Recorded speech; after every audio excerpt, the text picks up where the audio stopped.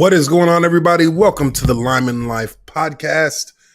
And yes, we have changed the day that we'll be doing the podcast here on my channel. We were doing it on Wednesdays at 3 p.m., as you most all know.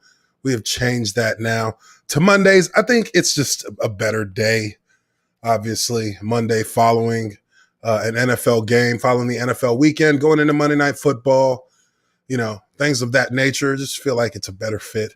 Feel like it's a better start to the week. So, yes, indeed, we are now doing this thing on Monday. And we're starting today with the biggest story in the NFL right now, obviously. Joe Burrow. Joe Burrow has reportedly, in the last hour, torn his ACL, MCL, and has structural issues after the knee injury. Now, I don't know how many of you have seen the injury that happened, the play in which he was injured on, but it was a pretty brutal injury, pretty brutal play. He got caught at his knees while he was making a throw. You can see it in real time. When his knee actually buckles, it folds, to the side. It's heartbreaking to see. It's one of those kind of injuries that you never want to see a quarterback. You never want to see any player have that kind of injury. And, obviously, nobody, wanted to see this type of thing happen to Joe Burrow, bright young star in the NFL, starting quarterback, number 1 overall pick, savior of the Ohio football drought, championship drought, relevancy drought. Yes, indeed. But it's being reported, and I'm going to share this screen here with you guys. Let's see here. This is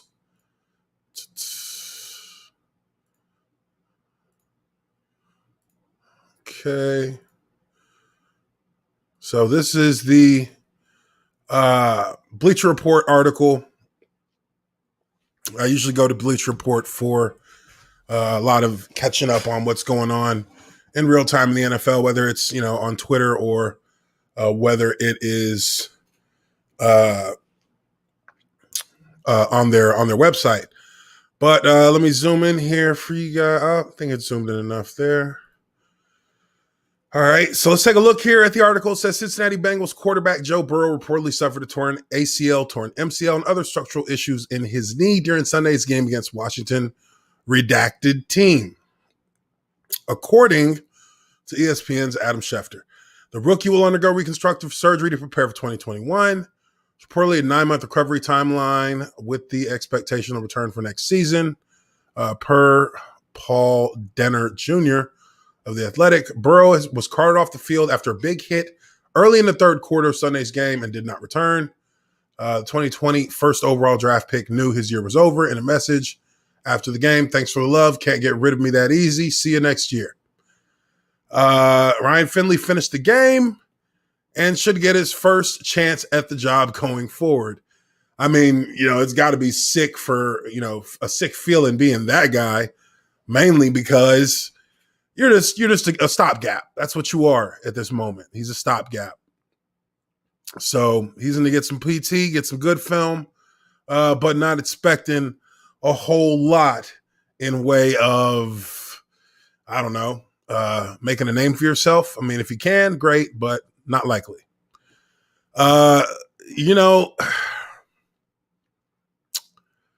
been saying this probably for as long as I've been on YouTube, which is just at a year, just over a year. In my, philosophy on a top draft pick quarterback, a first round quarterback, somebody who you're expecting to be the leader of the franchise for the foreseeable future, somebody that you're expecting to carry a team when it needs a win late in the game. That's what that first overall pick is in the NFL. And that's why the majority of them are always quarterbacks. A quarterback is the one position on the field that has the biggest self-determining effect on the football game itself. And, you know, I am a strong believer. Maybe it's because I'm an offensive lineman, but I am a strong believer that it takes 2 years of on-field experience in the NFL to actually understand how to play football at the NFL level. For most players, it takes 2 seasons to find out whether or not they're going to sink or they're going to swim. That much I think most people will agree on. The quarterback position in the last 10 years in the NFL has been so enamored with the instant start quarterback, the instant fix quarterback who you put in fresh out of college in his first year of being taught a new language in NFL concepts, because NFL concepts compared to what you see in college are night and day. This is a different language you're learning for the most part. And it's crazy to me that these GMs and these coaches, year after year after year, after seeing, 1 or 2 players, in every handful of drafts that actually comes in and has star potential at the quarterback position, it's amazed me that what was once the doctrine of, steady growth in a quarterback as a first overall pick, letting them sit the bench, letting them learn from the starter in front of them. Usually you draft that quarterback in the final few starting years of your current starting quarterback so that young player can learn the game and learn how to play football from that veteran in a way that allows for him to pick up and be handed the torch from that quarterback once his career is over with that team and move forward with the knowledge and in sparse cases, game time experience sprinkled in so that he comes onto the field already understanding the game he needs to play. Now it's different. It's going to be a different story in whether or not he's going to just go, come off the bench as the new anointed starter and just come out guns firing and be hitting on all cylinders. No, there's going to be a learning curve once he gets on the field in real game situations that's going to change and allow him to adjust and adapt what he's doing, but still understanding how his role affects the entire scope of the game itself. That is what that position ultimately has to be responsible for. So you need to be able to be under a tutelage. And in 2 situations now, we're seeing franchises who are so quick to jump the gun and throw these young anointed saviors of the franchise into the deep side of the pool and just expect them with little to no tools at all to come out and be successful. The Cincinnati Bengals have betrayed Joe Burrow. They've betrayed him. They don't have an offensive line. And I'm going to prove that because I'm going to break down their offensive line this week when I drop my NFL trench warfare video. They don't have a good offensive line. This guy is the 3rd most sacked quarterback in the NFL. He's been sacked 32 times. We're just barely halfway into this, or we're just a quarter of the way through the second half of the season. This guy has been thrown and fed to the wolves. Only thing he has is a helmet and shoulder pads. I mean, what do you expect to happen to a guy who's in this kind of situation? No, he didn't want it to happen. No, of course not. But let's be honest for a second. Is anybody really that surprised looking at how he's been getting his ass yammed up over the last 11 weeks that this happened to him? Eventually, it's going to happen. Look at all the players that have gone out with ACL injuries. This is an ACL year. ACLs are popping like it's hot. You know what I mean? But, let's take a look here. Let's take a look at this, at some of the tweets that players from around the league are showing to this guy. Because, I mean, everybody knows it. Come on, everybody knows it. Everybody knows that this is something that was a very strong. There was a very strong possibility that this could happen. But you know, now that it has happened, we wish him well. You see, you know, Patrick Mahomes, Russell Wilson, the Bengals organization, yeah, good looking out. You know, Chad Johnson, many others. People are wanting for this guy to succeed because he really, you know, he embodies kind of that superstar prototypical quarterback. He's got the talent with his arm, he's got the IQ, he's got the ability, and you know, this is a guy. It's a guy you want to see play. The league's better having him out there than not. We know that, but we also know there's one guy. There's one guy who's still waiting for his shot, and we'll get to him and his situation or that team situation later on when we go through some of the matchups from the past week in the NFL. But you know, just kind of back to Joe Burrow, like this is, you know, it's just a failing of the organization. You were so hyped. They let hype get to their head. And it's the same thing that we're seeing happen in Miami. And I'm going to talk about that here in a second. You know, the Bengals have hustled backwards, as they say, in the hood. You don't throw the quarterback out there without protection. You lay the protection down, you lay down your foundation, then you build the house. They just built the house on shaky foundations, and they expected that their quarterback wasn't going to be the one to pay the price. I mean, we all saw that play. I'm not going to, you know what? We are going to look up the play. Let me pull the play up real quick. Whew, good Lord. It was an ugly play. It was an ugly play. Oh, there it is. Oh, shit. Look at that knee pop right there. That thing snapped. Yakum, MCL. That's the MCL right there, inside. Whoo, yeah. All right. Oh, wait. I didn't even show that to y'all. My bad. Let me show it to you. Oh, my goodness. Ugh. Look at that. That's the knee pop right there. You can see it. You can see that MCL being stressed right there, and then snaps right. Ugh. Woo! Oh, Lord. That's it. That's what happens when you have three guys. Oh, whoa. Okay, well, one of them was getting pancaked into him. I'm not, you know, that doesn't look, it kind of looks like holding, but either way, you know, look at all these people on your quarterback. Look at all these people around your quarterback. Look at all these people around your quarterback. That's how your quarterback gets hurt, when they got people diving at his arm and falling into his legs.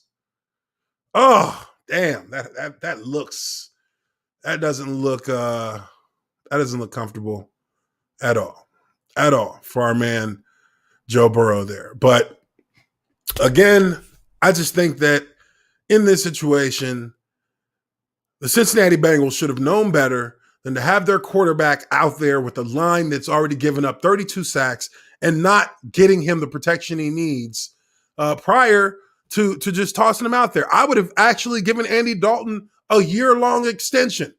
I would have given him a 1-year extension, given him like $15 million, and said, look, we need you to, you know, bring this kid along a little bit.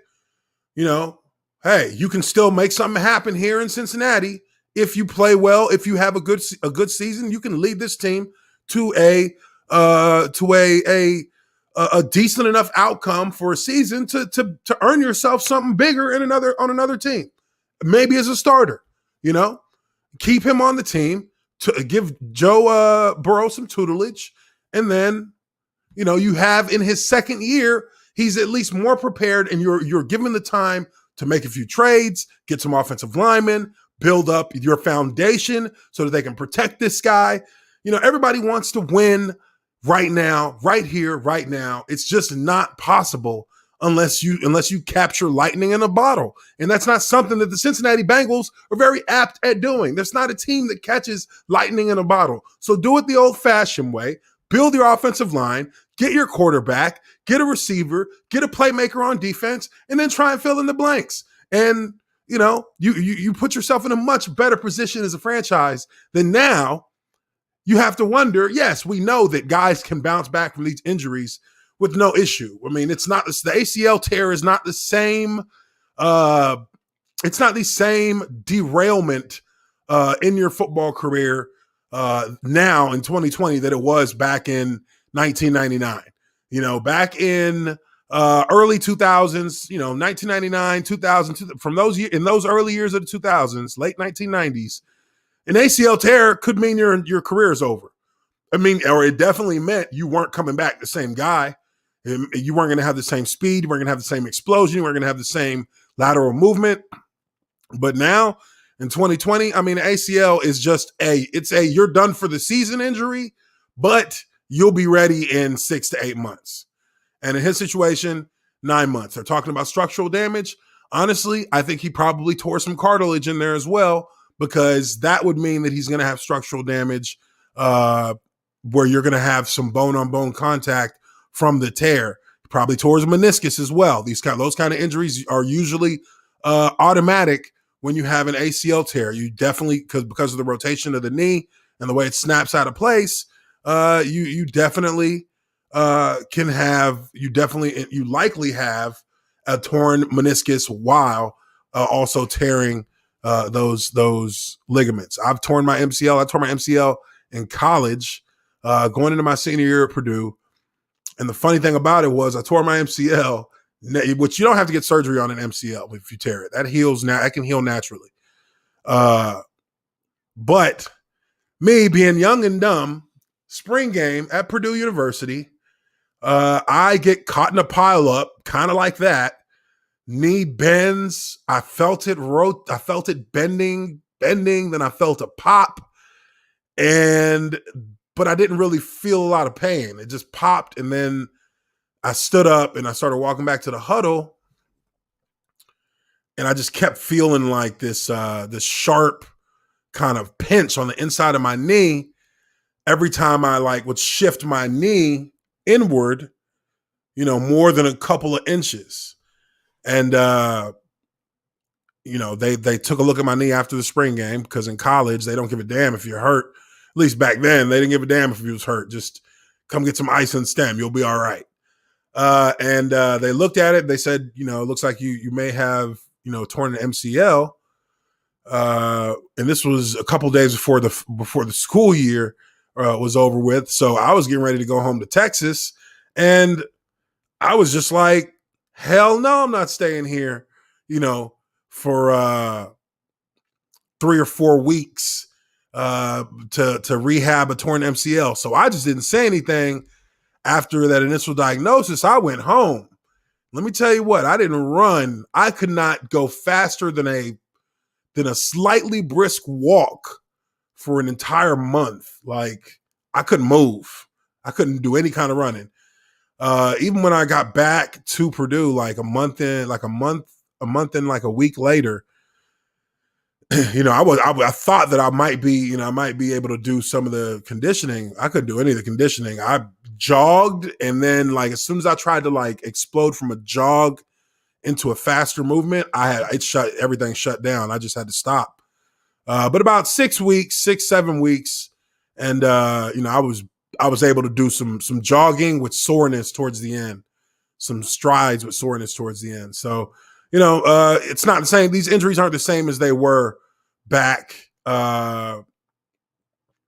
when, it was the early 2000s and those things could really, really derail your career. So we're hoping to see Joe Burrow back. I assume that he'll bounce back. But, again, this is another lesson for the NFL that the GMs and head coaches need to start understanding, and need to start preparing for it. Stop acting like a one guy can save your whole franchise without some help. You know, he needs help. Now, moving over to another young player who had some choice words that are now being shoved down his throat because it was the dumbest shit you could have said as a young rookie quarterback in this league to assume that the NFL of all places is the place that you can act like you've got it figured out and you're not even 10 days into being the starter. Oh, well, I guess you're 2 weeks into being a starter, but whatever. This guy, Tua Tagovailoa, and I'm never going to get that right because I keep forgetting exactly how to say it. But Tua, as we'll refer to him, Tua had to come out and clarify some comments he made about the NFL after he said, and I quote, "I expected it to be a lot harder. Not that it's not hard," he added. And this was, after getting his first win over, getting his first starting win over the Los Angeles Rams, and then beating the Arizona Cardinals after that. Yeah, he was feeling himself a little bit. Yeah, he definitely was. But something you need to learn, young Jedi. There's something you need to absorb and you need to fully take heed of. And that is the NFL. It doesn't matter how good you are. It doesn't matter how many wins you got. It doesn't matter if you are Derrick Henry, stiff arming the life out of Josh Norman, taking his soul out of his very body. Doesn't matter if you're doing that kind of thing. You can never say that the NFL is not hard. You can never say that, oh, it's easier than I expected.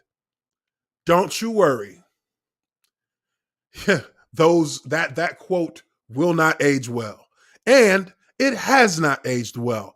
Why? Well, because they benched Tua. Tua was benched after they're struggling, or rather after he struggled mightily in their last game. Tua has been benched. He was benched going into the fourth quarter in favor of Fitzpatrick. Fitzmagic, who got the raw deal, got a super raw deal. He got a super raw deal when they came out of, I think it was the Jets game, and they declared that it was Tua time, and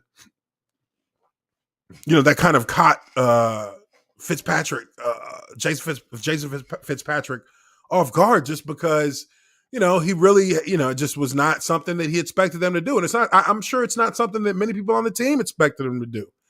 But they did that. They stuffed the knife in his back, nice and deep, right in between that right in between the vertebrae. They stacked him up real good. And these guys anointed Tua as their new king, as the king in the north, or the king of South Beach, rather. So fast forward to their game this week against the Denver Broncos. Now, Denver Broncos, look, we know that they've had a shitty season. Broncos have not had what I would call a competitive season for the most part. But Still an NFL football team.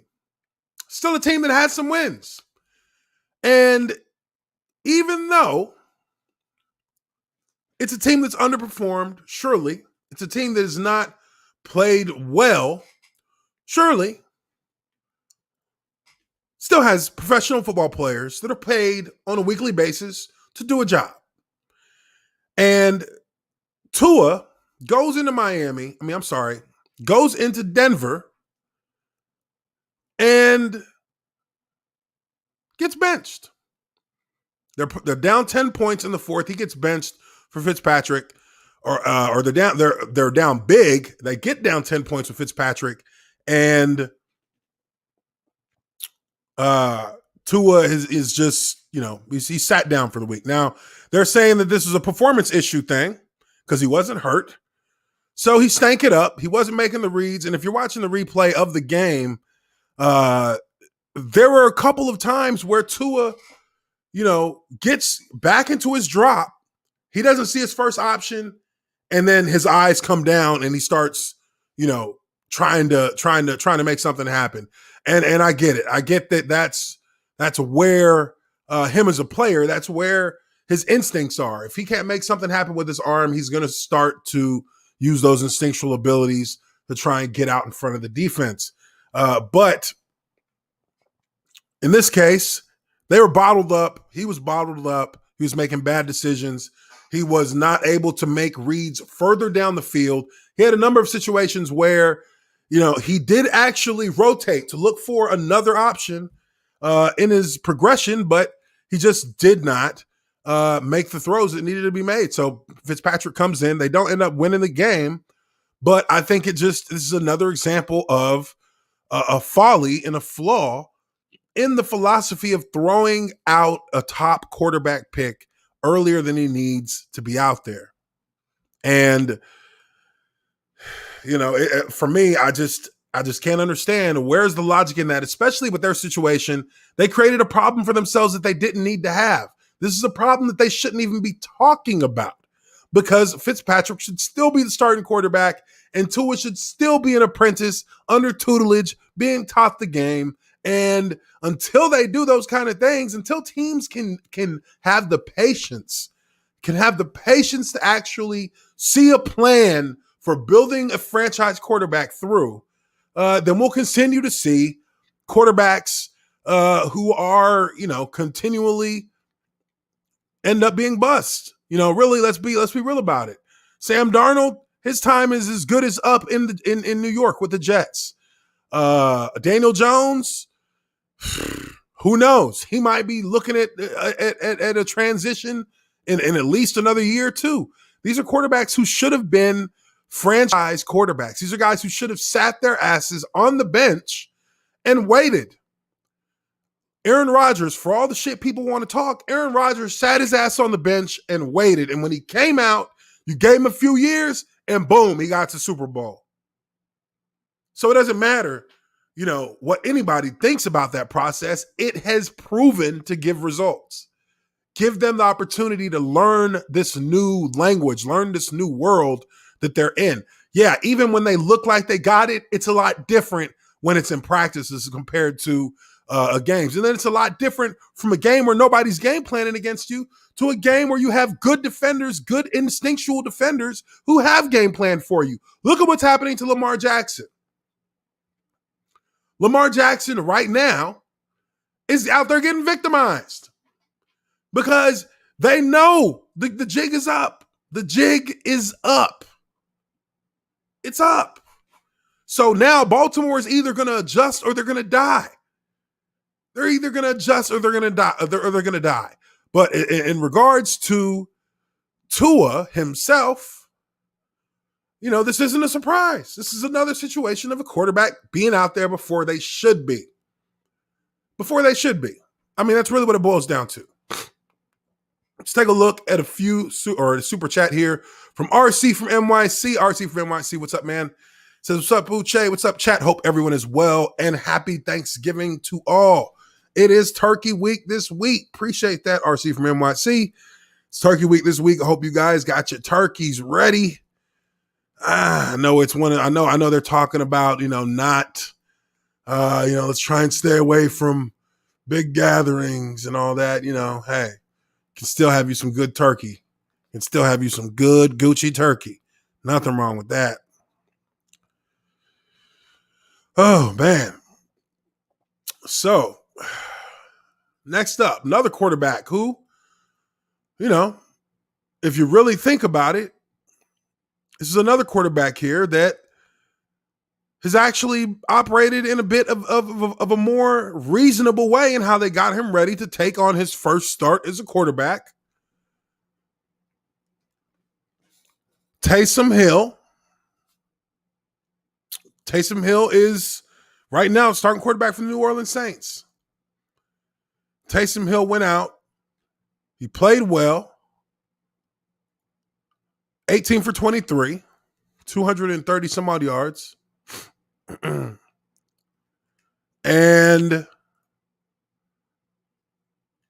I mean, the kid looked sharp. They used him in a manner that you want your team to use you based on his ability, based on his talents.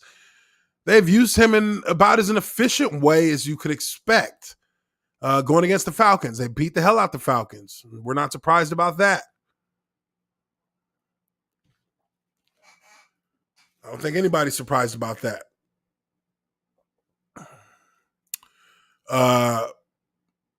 But Taysom Hill is an example of what everything I just talked about is an example of franchises doing it the wrong way. And then you look at the New Orleans Saints. They are the opposite of that analysis. This is the way a franchise is supposed to do it.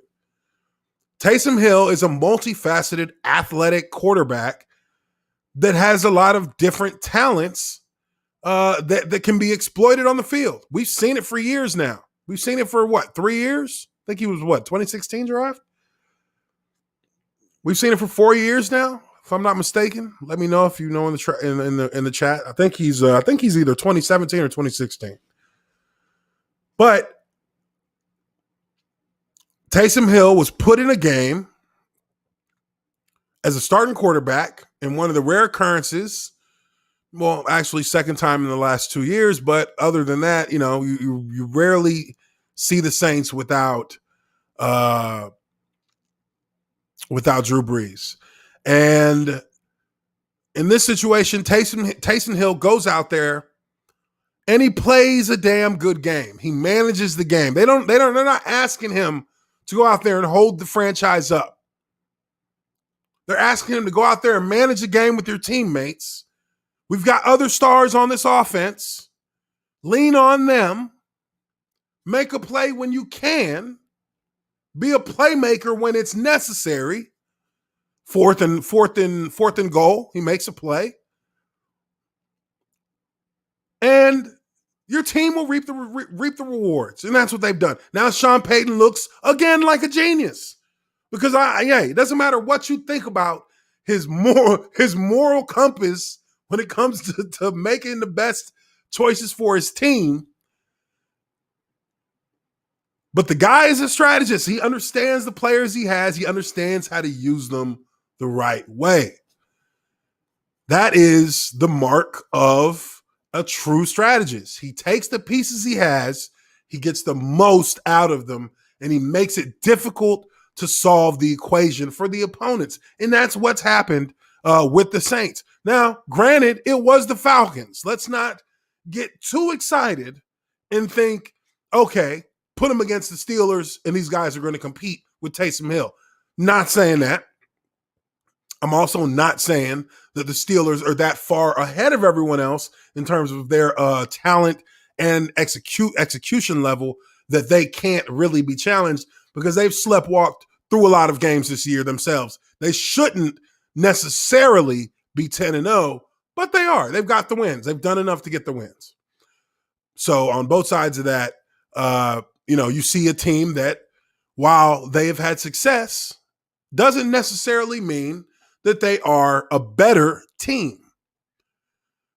Same thing, it goes back and forth. That's a vice versa statement. But I think that he had a good game. I watched part of the game. I really felt like the Saints defense really made it hard for the Falcons. The Saints defense their defense was flying around. And, the Falcons had been showing signs of glimmers of a resurgence of that offensive powerhouse that we've seen over the last, 10 plus years. But, when it came down to it, they really got shut down. They didn't really have a ton in way of offensive, being an offensive threat and stretching the Saints defense to exploit some holes. They didn't really have that. And I thought they might be able to challenge to a certain extent, but the Falcons have kind of fallen apart. We've seen that their franchise has just kind of lost a lot of its muster. I think the culture there has gotten pretty stale.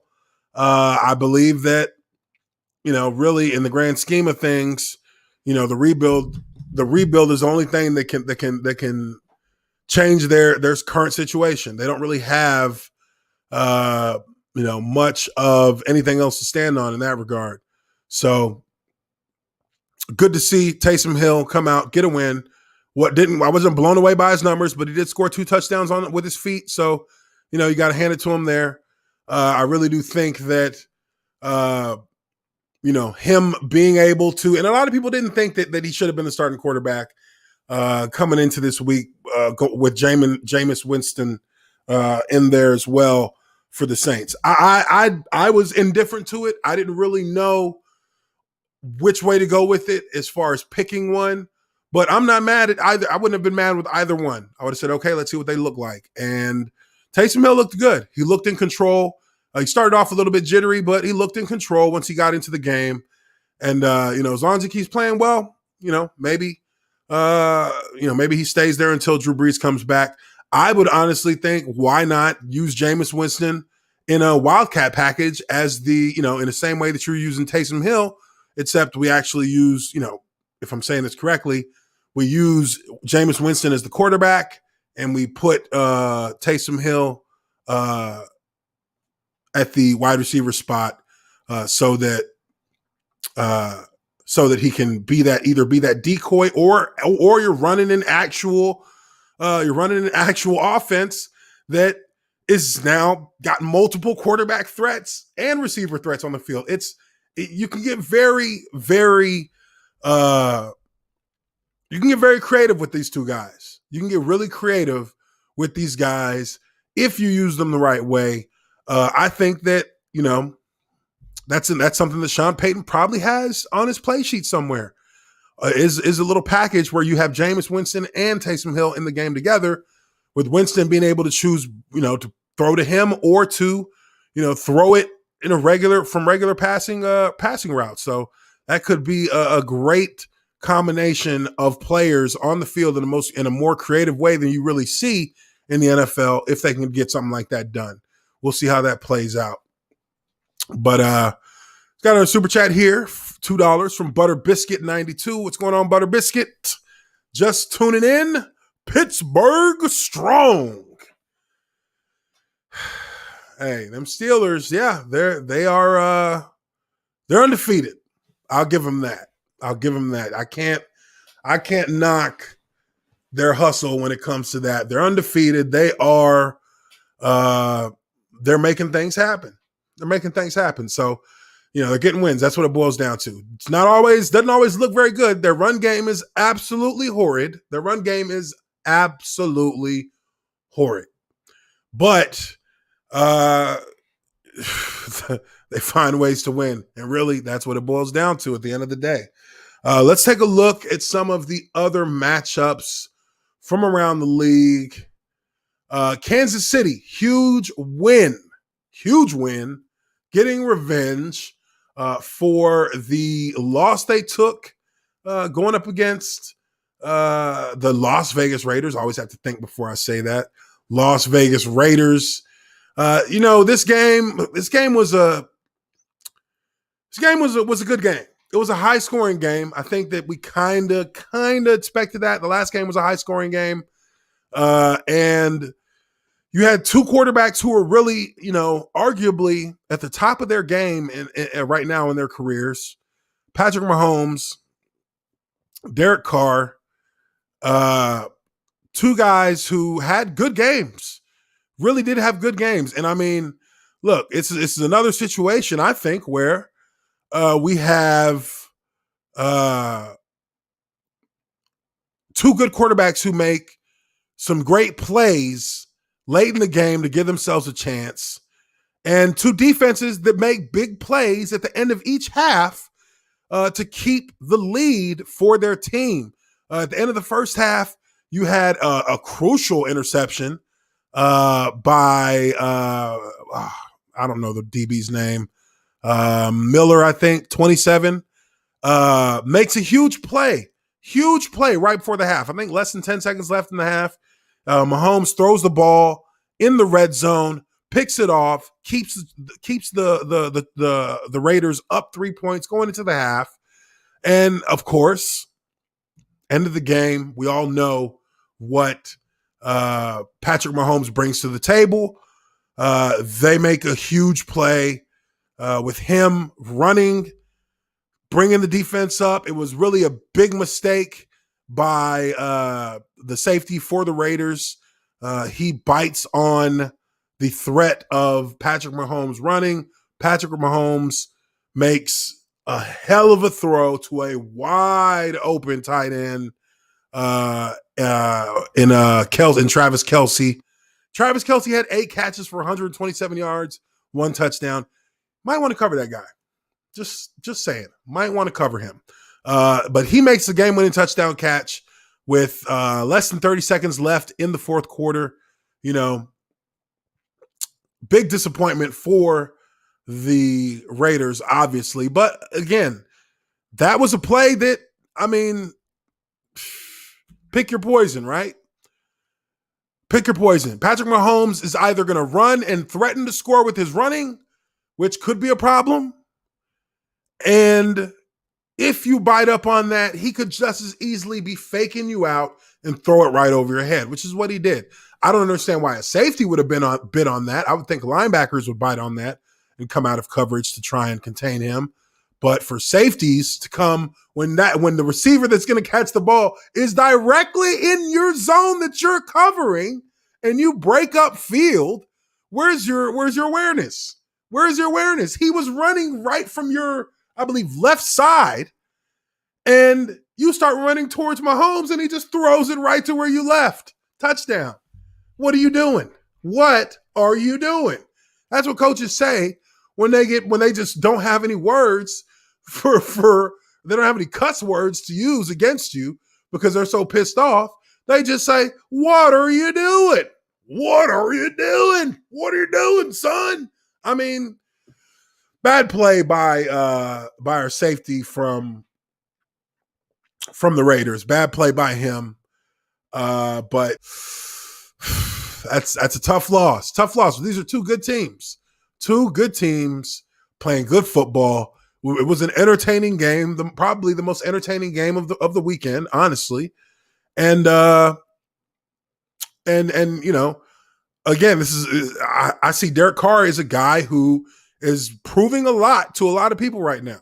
He's proven a lot about his ability as a quarterback, as a franchise player. I thought that, if you're being real, the Raiders were probably thinking of replacing him after this season. But he may be putting some doubt into their head. He may be putting some doubt about looking for a new quarterback based on what he's been doing this season. I don't think anybody really expected the Las Vegas Raiders to be 6-4, really, and 6-3 before this game. With maybe they're at 500 or just over 500. But this is a team that's competing right now for the playoffs. This is a team competing for the postseason. And if they can make it in, that's going to go a long way to making sure that Carr is, or at least given the possibility of a chance to be a long-term solution moving forward for the Raiders. And I think that John Gruden is the kind of guy who would likely who would likely see that in him and make that kind of decision to keep him around. John Gruden is good at finding quarterbacks that can perform. He gets the best out of them. Or if he doesn't think he can get it, he gets rid of them quick. He'll get rid of them quick. So the fact that they're still sticking around for Carr is that's great for him. That's a good opportunity for his career moving forward. Good opportunity for his career. What else we had? Pittsburgh destroyed Jacksonville. I don't think anybody's surprised about that. 27-3. I thought it was a trap game. I honestly thought that this could be a scenario where Pittsburgh, kind of sleepwalks into it and gets pulled into a tough game late. And if, one bad bounce goes against them, next thing you know, bang, they lose game. But that was clearly a delusional dream because the Jaguars are not a good team. So they're not getting anything done. Seattle pulls out the win against Arizona. They win that one 28-21. I actually picked Arizona for this game. I love a good underdog story.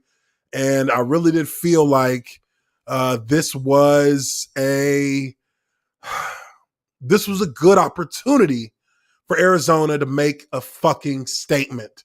For once in your fucking franchise's career, make a statement that people can actually listen to and will be forced to take heed of. And you did nothing of that nature here, losing again to Seattle by a touchdown.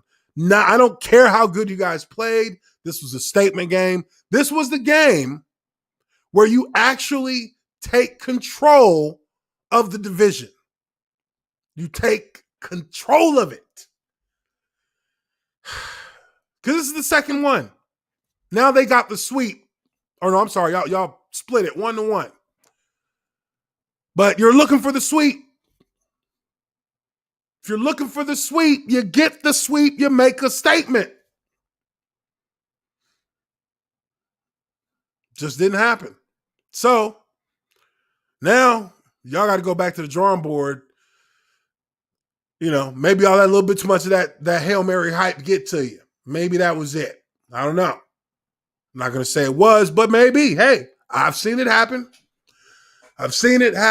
So Arizona had a chance to get that done. Didn't get it done. They lose. Tennessee. Whoo! Oh, my goodness. Tennessee. And let me just I'm going to put these up on the screen so you guys can see it while I'm going through it. Tennessee. My goodness. These boys got it done, didn't they? They got her done.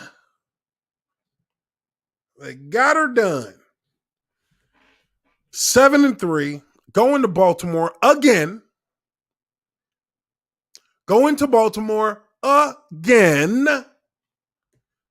And slap these boys around. Slap them around. Baltimore looking very much confused with what it is they want to be. Looking very timid in their offensive attack and their defensive pressuring. This just does not look like a franchise that was 14-2 last year. Doesn't look like a franchise that was expected to make it to the Super Bowl last year, that was expected to pick up where they left off this year. Doesn't look like a franchise that had a plan for when defenses figured all this shit out with Lamar Jackson. They didn't have a plan for it. Because it's 3 games now. They lost 3 out of their last 4. Starting to see a little bit of this now. Everybody's against us. We got to come out and do this. We're not doing that. They not doing that. They not doing this. They not doing that. How long are they going to hold it together? If they lose 4 out of their last 5, How long are they going to hold it together? Don't know. Lamar Jackson's trying to stay optimistic, but I sensed a slight bit of dejection in his deposition when he's asked by the media how they feel or what's going on with their team. This is a Baltimore team that really, for lack of a better word, is getting physically hitting they shit every week now because everybody knows what's going on. Everybody knows what's going on. They know what's going on. Stack the box, make them throw it. They're not buying the play actions no more. They're not buying the read options no more. They're bringing that heat. Throw the ball. Beat us with your arm, Lamar. A lot of people talked about, questioning his ability throwing the ball. And I mean, I never really buy into that coming out of college because you don't know how a guy's going to really throw when they come into the league. You don't really know. So if you don't know, you just wait for it to play out. Lamar Jackson, by all stretches of the imagination, had a pretty good throwing season last year. But he also rushed for 1,000 yards.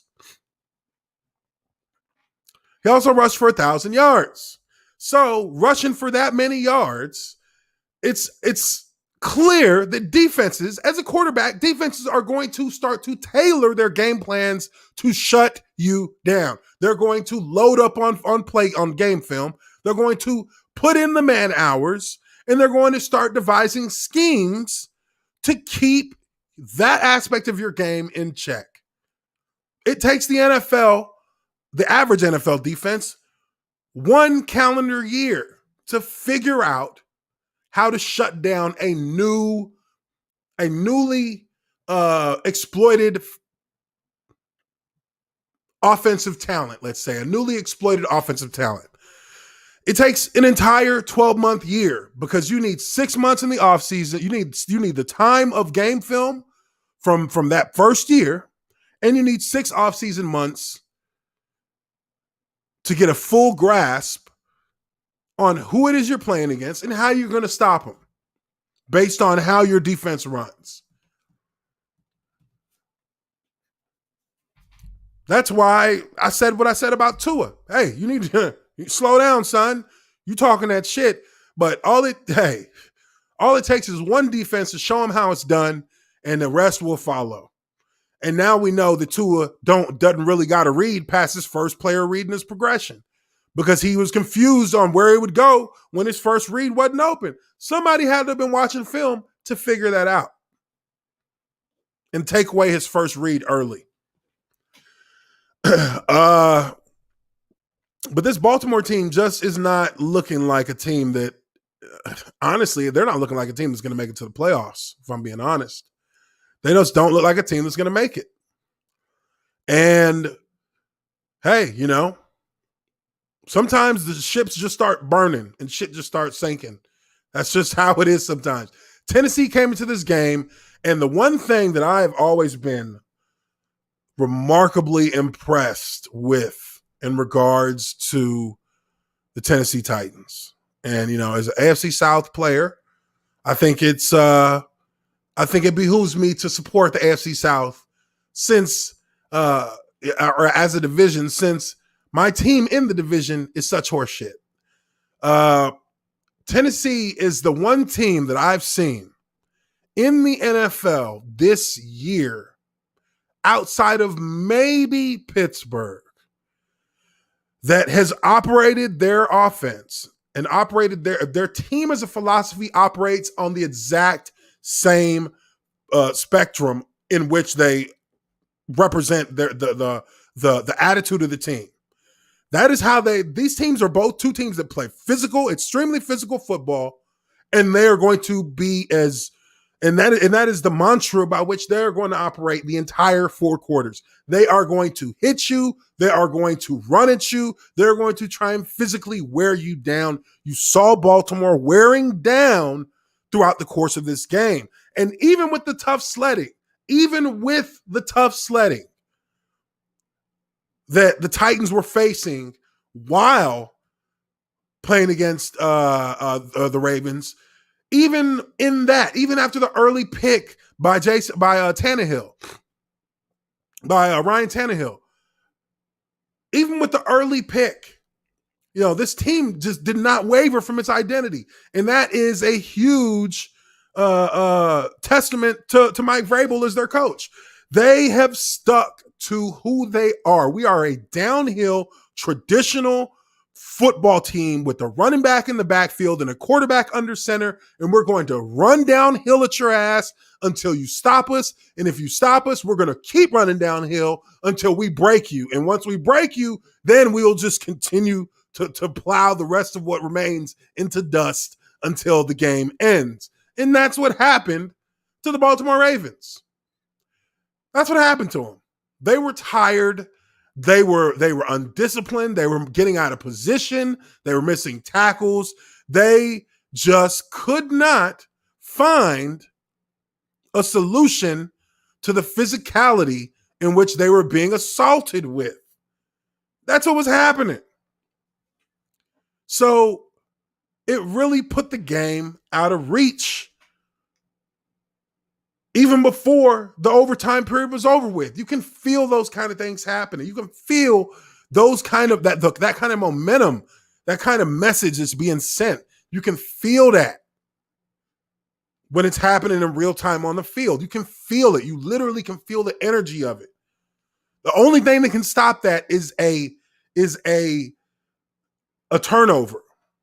And it has to be, the only thing that can stop that is a turnover that the defense usually has to force, because the offense is not going to turn it over. They're on too much. They have too much energy. They have too much consistency moving behind them, and they're plowing ahead. And that's what Tennessee did. They plowed ahead, and they won the game in overtime. That's really, that's the end of it. That's the end of it. Cleveland beat Philly at home. I don't think anybody's really surprised about that. Philadelphia is a gosh dang mess. I was surprised at Houston beating New England. I thought that this game was, I didn't watch it. I saw the highlights. I mean, look, I don't really care about either team. They're both identityless. And, they're trying to find, really what they're going to be about. Or, not even what they're going to be about. They're trying to find out who they are. They don't know who they are. There's not a true identity here. I mean, the Houston is playing in limbo. We all know that. They're a team in limbo. They're just waiting for the next conductor of the train, and from there they'll figure out if they are going to be able to really get back on the horse or not. But right now they get the win against New England. New England, Cam Newton is, he had a decent game, 26 for 40, 365 yards and a touchdown. But it looks a lot better if you win. Looks a lot better if you win. So that game was that. Washington beat Cincinnati. I think we kind of rang that one, talking about the whole Joe Burrow thing, because really nobody wants to talk about the Washington redacted team, until they start stringing together some wins against people we actually care about. Detroit and Carolina. Carolina goose eggs Detroit. Complete shutout of Detroit in this game. Teddy Bridgewater. Like I said, I've said it last week, man. I don't look at this Carolina Panthers team and see a 4-7 team. They've been a competitive team. They've got emerging skill players. They've got emerging defensive players. I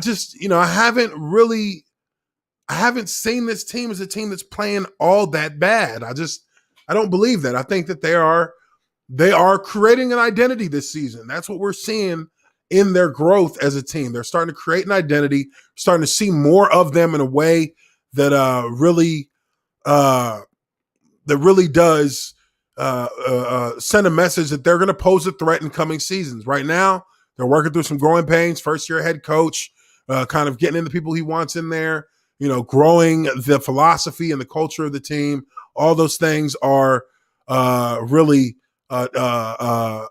paramount to being able to, build a team that's going to last for years. And they shut down Detroit. That's a message sent. That's a message sent to teams in their division that they can play good ball. 20-0, shutting out an NFL team 20-0 in today's offense-oriented NFL. That is an achievement. That is an achievement. Remember,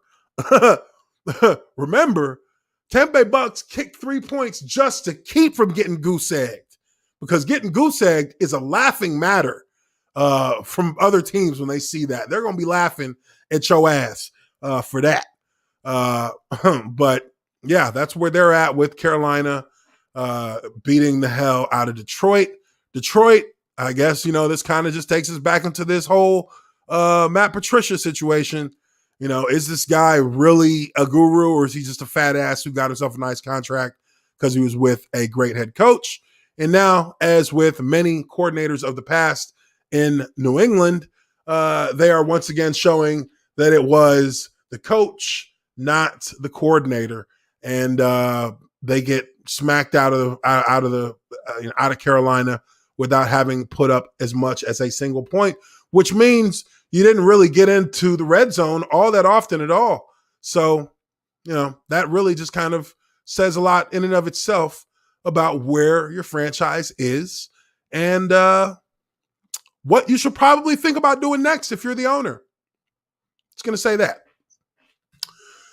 All right, Atlanta. We already talked about Atlanta, New Orleans, Miami, Denver. We talked a little bit about that. I didn't really watch that game, so I'm not going to go too deep into that, or not going to go much deeper than I already have as far as the Tua situation. Did not see this Chargers and Jets game, but I think I could tell you how it ended. Jets lost. Let's move on here. Indianapolis beats Green Bay. I think that this game here was a game that really was a kind of a clash of an aged era of superheroes in football. Aaron Rodgers, Phillip Rivers, both kind of had vintage games. These guys both put up big numbers. Aaron Rodgers, 27 for 38, 311, 3 touchdowns, 1 interception. Phillip Rivers, 24-36, 288, 3 touchdowns, 1 interceptions. These guys put up points for their teams. They put up points for their teams. Running game for the Colts, a little bit better than for the Packers. And obviously you've got Devontae Adams out there balling out. But this is a shootout. And, really, I just, Green Bay just never really had a defense. I mean, I can't understand how this team can continuously be so damn good on offense, but they just can't play no D. I mean, they can't play no defense. Going up against, and I never in my life thought I'd be saying this about the Colts, but going up against probably one of the best defenses in the NFL in the Colts. I mean, it is 2020, so why not, right? They lose the game late on the field goal kick by the Colts. But Green Bay just they need improvement on their defense in so many ways. I see it every. They just cannot get over that defensive hump. They just can't get over that defensive hump. Don't know what it is. I really don't. They can't they're not prioritizing the pieces that I think they should be prioritizing. They need to be prioritizing edge rusher, and they need to prioritize a safety and a corner. You get those 3 positions locked in with some solid talent, and you're a dominant level defense. You can be a dominant level defense. But Green Bay is just Green Bay just so much potential that it sickens you when they lose in games where you think that they really should win. They blew a lead in this game. They blew a 20, they were up 21-7 at half. They scored 3 points in the second half. They scored 3 points in the second half. That reminds me of 28-3. Why, you say? Because for you to only score 3 points in the second half as an offense means you should be firing an offensive coordinator, or at least firing an offensive position coach. Somebody in the offensive coaching staff has to lose their job. Because you can't just go scoring 3 points. That's just not how this works. Not in a half. If it happens, somebody's got to go. Or somebody's got to get cut. A player, somebody's got to pay for that. There has to be a measurable punishment laid out for somebody on the offensive side of the ball. So if you're that practice squad guy who thinks that you're getting called up this week after that performance, you got another thing coming, buddy. Your ass is out of here. Oh, man. But, yeah, Green Bay, another team that I feel like they look good still, but, you know, let's be real. Let's be real. They're not going past first round in the playoffs. I think we all kind of know that, whether we want to believe it or not, whether we want to say it or not. I think we all kind of know that they're just not. It's not going to happen. It's not going to happen for them. It's just not going to happen. Cowboys beat the Vikings. That was something that I found to be surprising, especially with Kirk Cousins going 22 for 30 with 314 yards and 3 touchdowns. I just, I wouldn't expect that with Dalvin Cook having 27 carries for 115 yards and a touchdown. Just wouldn't expect that. Wouldn't expect that. So the Vikings, add a way to just look worse. Worse. I mean, look, they're just an incredibly streaky team. They're an incredibly streaky team. This season, that's just what it looks like. They've had like 2 games where they look like the Vikings that went on a tear last year in the NFL. But other than that, you see them show flashes of brilliant play, and then boom, they fucking suck again. So I guess that makes it tough to be a fan. Probably tougher this week, losing to the Cowboys. Andy Dalton, I believe, was out there this week. I don't know. I don't know. I don't care. Cowboys are tied for first, I bet, in their division with a 3-7 record. I bet. I'm not even going to look because I'm not looking at the NFC East until they have a team in that division with the winning record, because that division looks like dog shit on wheels, but they're still getting the team in the playoffs. Somebody out of that division is going to make the playoffs, and that blows my mind because you shouldn't be able to get to the playoffs unless you have a winning record. So whoever comes out of there is going to be 8-8 or 7-9 or some shit. I mean, really?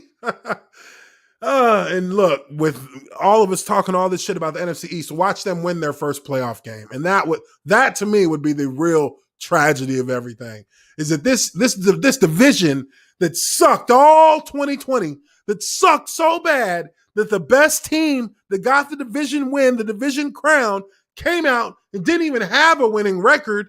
And then they suddenly get a Hail Mary win in their first playoff game because the other team thought that they were going to waltz into their game and just slap the Cowboys around, and then a key player gets hurt, and the next thing you know, they're struggling for their life, and they end up losing on a field goal at the end of the wild card game, and then the Cowboys have confidence and think that they're going to actually do something and win a Super Bowl like their fans say every year, or like some other NFC East team would probably do if that situation falls onto them. But got to be feeling like shit if you're a Vikings fan right now, because that's a game that you should have won at home. Yeah, going to go ahead and say that. Should have won that. Oh, man. Bills had the bye, Bears had the bye, Giants had the bye, and Niners had the bye. So they're off this. They were off this past week. They'll be playing this week, though. I believe our Monday night matchup today is Rams at Bucks. Woo! Rams at Bucks. You know, Buccaneers have sucked in primetime. They have. They have sucked in primetime. I think that they've been outscored like by a whole lot. Oh my gosh, these guys are they got a 65% predicted, or they're being predicted to win by 65%. I mean, if Jared Goff comes out and looks like a bum, yeah, it could happen. But that's a good defense over there in LA too. So we'll see how that one plays out. I honestly, looking at everything as it is right now, if I had to make a guess, Tampa at home sounds like a safe bet. But I'm going to go with Los Angeles. I'm going to say Los Angeles wins this one by 3 or by 10. I just don't buy. I'm going to stick with the history of this one. And Tampa Bay in prime time, not good this year. So I'm going to assume that that's probably who they are at this point. Just like when I was in Jacksonville and we could never, for some reason, play worth a damn on the West Coast. It didn't matter how many days we stayed out there before the game. We stayed out there for a week one year, played Oakland and Seattle, got our ass kicked by both of them. I was just like, I don't know. And there you see it. Primetime struggles. Tom Brady with the Bucks. He's been ugly. Yeah, they've been ugly. So I'm gonna stick with the Rams on this one. I'm gonna go with the Rams by 3. Check me at the end of the game. Let me know what you guys think. But that's going to be it for Lineman Life podcast. I feel like this Monday vibe is just, it works a lot better with the podcast itself. But yeah, I really do like the change. Oh, we got one more super chat here. Let me pull this up. Becky Browen. Becky for $2. Appreciate that super chat there. Becky, she says Baltimore not making the playoffs is okay with me. Hey, it's a possibility. I'll say that much. It's a strong possibility if they lose their next game. There's a strong chance that if they lose their next game, they are absolutely going to fall out of that playoff picture, fall out of that playoff hunt with Pittsburgh in the same division. Not looking good for them cats. Not looking good for them. But thank you so much for that $2 super chat, Becky Browen. And thank you, everyone here, for being here to check out Lineman Life podcast. Now on Mondays, we are now doing it on Mondays with our regular podcast, podcast being streamed on YouTube. You can also find it on Spotify and any other spot where you can listen to podcasts. And Wednesday, we will be doing the Tier Maker. That will be the Tier Maker stream. Make sure you check your notifications, hit that like button, and check your and hit that notification bell so that you can be checked into the notification blast once the Tier Maker stream is scheduled. But I really do appreciate everybody here for showing the support. Appreciate y'all very, very much. And we will catch you on Wednesday on that Tier Maker podcast. I am Uche Nwaneri, your observant lineman, and I will catch you all on the next video. Peace out, everybody.